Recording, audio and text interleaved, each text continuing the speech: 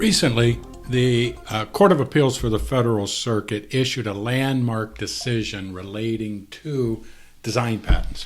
The Court of Appeals for the Federal Circuit is the exclusive court for determining patent cases, and they had a design case that was brought before them. It was appealed from the United States Patent and Trademark Office. The case is titled LKQ Corp v. GM Global. Link to it is below if you're interested in reading the case. What basically happened, LKQ was challenging GM's design patent on GM's 2018 to 2022 Chevrolet Equinox front fender. GM had gotten design patents on the front fender. LKQ wanted to make replacement parts and challenged the patents, so if they did make replacement parts, they wouldn't be accused of infringing. They had some prior art they wanted the Patent and Trademark Office to consider and hoped that they would decide the patent should have never been issued and therefore wouldn't be a barrier to LKQ. A lot of interested parties in this, mainly automotive companies on one side wanting to protect the designs of their products and being able to be the only ones who can provide replacement parts, and on the other side, companies wanting to provide replacement parts, and the insurance companies who want to be able to provide less expensive replacement parts when vehicles are damaged. So a lot of parties were interested in this outcome. If you have design patents or are attempting to get design patents, this case will be of interest to you as well.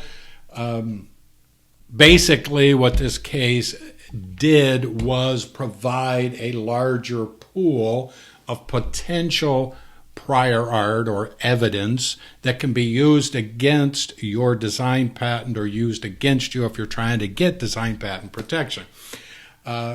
Even though it's a larger pool, it's not an ocean of evidence because the court did temper what can be used. They put boundaries around what can be used if someone is trying to challenge your design patent, or if the United States Patent and Trademark Office is making decisions on whether you should get patent protection. So what it boiled down to was the test for obviousness. That's what the court was focused on. There's two tests when you're trying to get a patent. One is novelty. Is it new?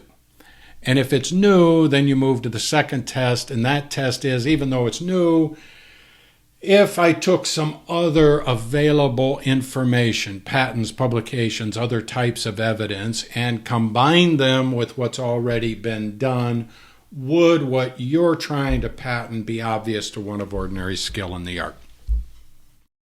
In design patent cases for the last 40 years, the specific test to determine obviousness, that second part of the standard, was, number one, the primary reference had to be basically the same as the challenge design claim. And then secondly, any other references, these secondary references, had to be so related to the primary reference that features in one would suggest application of those features to the other. And that's what the court didn't like. They did not like this language, basically the same with regard to the primary reference and so related with regard to the secondary references. So what they did was they threw that rule out and they inserted the new rule, which is the same rule that's used for utility patents. Utility patents are the patents which protect how things work, how they function. Design patents protect how things look, how they appear. So car fender, you're trying to protect its unique appearance as opposed to how it functions, which would be the purpose of utility patents. So the court decided that all patents have to be determined with regard to the utility patent standard, which is a 4-step process. Number one, determine the scope and content of the prior art, the differences between the prior art and the claims, the level of ordinary skill in the art, and then any secondary considerations which might help determine whether something truly is obvious or not. And these secondary considerations are things like commercial success, industry praise, copying, etc. The court realized and admitted that there are differences between design patents and utility patents, which are going to cause some issues in applying this standard to design patents. And the one that was most prominent in their decision was the fact that design patents really don't solve a problem as utility patents do. And that comes into play when you're trying to determine the scope of the prior art that's available to be used. With utility patents, there are two questions you ask. Number one, is the art within the same field of endeavor? If it is, it's pretty much useful to determine whether it would be obvious. But if it's not in the same field of endeavor, then the next question is, would it be reasonably pertinent to the particular problem being solved? Again, since design patents aren't solving a problem, the second test doesn't really fit. And what the court did say was that even though it doesn't have to be basically the same, it would be sufficiently similar that a person of ordinary skill in the art would look to such articles for their designs.